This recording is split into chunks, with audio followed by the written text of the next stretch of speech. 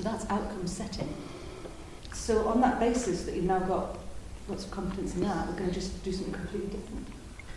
I'd like to introduce David, who will be taking apart all of our good work and introducing emergence.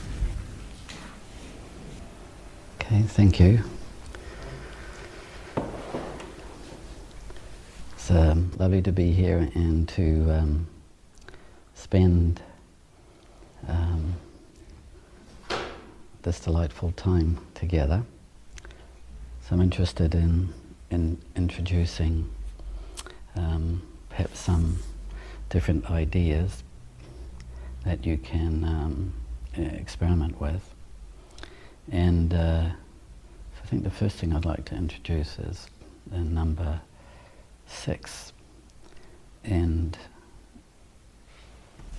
to have some actual experience in working with numbers.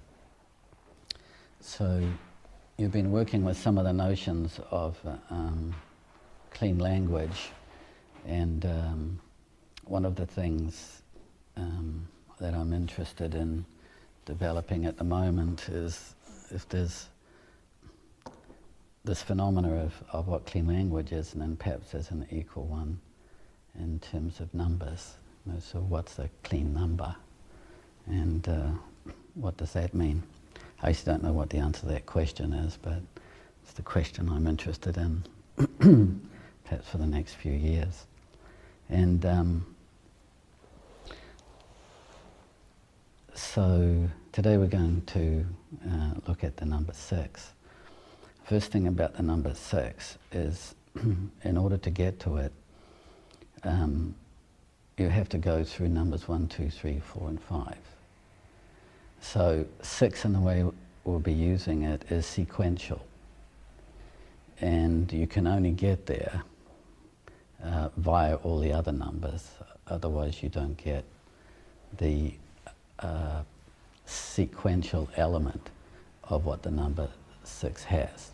So rather than it's 6 things or 6 objects, this is about what happens at the end of a sequence of things. So I thought one way we might do it, I'll just do a little demonstration. So I'd like someone to, if they'd like to come up and write down a particular objective or goal that you might want to do. You should be willing to write that up on one of these boards. So who doesn't want to? Okay. It's an easy choice because it's going to hurt and you're going to feel silly. So once you get over that, it's all right. Okay. Yeah.